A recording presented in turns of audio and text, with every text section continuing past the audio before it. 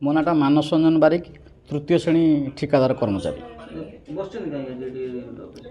ମୁଁ ଜାନୁଆରୀ ମାସର କାମ ଆରମ୍ଭ କରିକି ମାର୍ଚ୍ଚ ମାସର ମୋର ଅବଧି ଥିଲା। ଧୋବାଘାଟ ପ୍ରୋଜେକ୍ଟରେ ମୁଁ କାମ କରିଥିଲି, ମାଇନର ଇରିଗେସନରେ, ନୀଳଗିରି ସବ୍ ଡିଭିଜନରେ।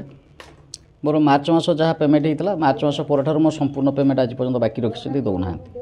ମୁଁ ଏସ୍ସି ଏସ୍ଡିଓ ଜେଇଙ୍କୁ ବହୁତ ନିବେଦନ କଲି, କାକୁତି ମିନତି ହେଲି। ରାତି ପାଇଲେ ଦୁର୍ଗା ପୂଜା ଅଛି, ମୋ ଘରେ ଆସିକି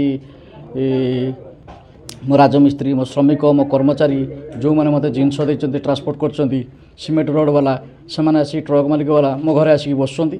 ମୁଁ ଭୟର ମୋ ନିଜ ଆତ୍ମସମ୍ମାନକୁ ରକ୍ଷା କରି ମୁଁ ଆସିକି ଏଠି ଧାରଣାରେ ବସିଲି। ମୋତେ ପେମେଣ୍ଟ ଦେଲେ ମୁଁ ଉଠିବି, ନହେଲେ ଆଇନ ଅନୁଯାୟୀ ଯାହା ଦଣ୍ଡ ଦେବେ ମୁଁ ରାଜି ଅଛି। ଆଜ୍ଞା, ମୋର ଅଭିଯୋଗ, ରାତି ପାଇଲେ ଦୁର୍ଗା ପୂଜା ଓଡ଼ିଶାର ଓଡ଼ିଆମାନଙ୍କର ସବୁଠାରୁ ବଡ଼ ପର୍ବ।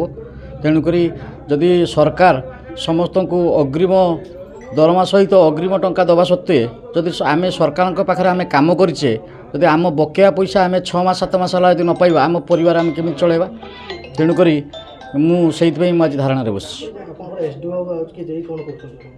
ସେମାନେ ଆପଣମାନେ ପଚାରିଲେ ଆପଣମାନେ ଉତ୍ତର ସେମାନଙ୍କ ଠାରୁ ଠିକ୍ରେ ପାଇପାରିବେ ବୋଲି ମୁଁ ଆଶା କରେ।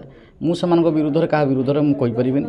ଯେହେତୁ ମୁଁ ଏ ଡିପାର୍ଟମେଣ୍ଟରେ କାମ କରିଛି, ମୁଁ ମାନ୍ୟବର ବିଧାୟକ ମହୋଦୟକୁ ଜଣାଇଥିଲି। ମାନ୍ୟବର ବିଧାୟକ ବି ଫୋନ୍ କରିକି ଏସିଙ୍କ ସହିତ କଥା ହେଲା ପରେ ବି ତାଙ୍କ କଥା ଶୁଣିଲେ ନାହିଁ। ମୁଁ ଧୋବାଘାଟ ପ୍ରୋଜେକ୍ଟର ଆପଣଙ୍କର ଗଙ୍ଗାନାରାୟଣ ମିଶ୍ର ମହୋଦୟଙ୍କୁ ବି କହିଥିଲି, ସେ ପାଣି ପଞ୍ଚାୟତର ପ୍ରେସିଡେଣ୍ଟ ଥିଲେ, ତାଙ୍କୁ ବି କହିଥିଲି। ସିଏ ବି କହିବା ସତ୍ତ୍ୱେ ବି ତାଙ୍କ କଥା କିଏ ଶୁଣିଲେନି। ତେଣୁକରି ମୁଁ ଦେଖିଲି ଏଠି ରାଜନୀତି ଇସ୍ୟୁ କଥା କିଛି ନାହିଁ। ମୁଁ ମୋର ବ୍ୟକ୍ତିଗତ ହିସାବରେ ମୁଁ ମୋ ପେଟ ପାଟଣାର କଥା, ମୋତେ ମୋ ଆତ୍ମସମ୍ମାନର କଥା, ମୁଁ ସେଇଥିପାଇଁ ବାଧ୍ୟ ହୋଇ କିଛି ଉପାୟ ନ ପାଇକି ମୁଁ ଆସି ଆଜି ଧାରଣାରେ ବସିଛି। ଦେଖନ୍ତୁ, এটা গোটে দুর্ভাগ্যজনক কথা। এটি ମାନସ ବାରିକ ବୋଲି ଜଣେ ବୋନାଫାଏଡ୍ କଣ୍ଟ୍ରାକ୍ଟର, ସେ କାମ କରିଥିଲେ ଧୋବାଘାଟ ଏମ୍ଆଇପିର ଇମ୍ପ୍ରୁଭମେଣ୍ଟ କାମ। ତାଙ୍କର 33 ଲକ୍ଷ ସମଥିଙ୍ଗ ଥିଲା ଆଗ୍ରିମେଣ୍ଟ ଭ୍ୟାଲୁ, ସେ 22 ଲକ୍ଷ ଟଙ୍କା ପାଇଛନ୍ତି। ଆହୁରି 11-12 ଲକ୍ଷ ଟଙ୍କା ସେ ପାଇନାହାନ୍ତି। ତା ବ୍ୟତୀତ ଆଉ କିଛି କାମ ସେ ତାଙ୍କର ଡେଭିଏସନ୍ ବୋଲି କୁହାଯାଉଛି, ଯାହା ସେ କାମ ବି ଏପର୍ଯ୍ୟନ୍ତ ରେଗୁଲାର ହେଇନାହିଁ।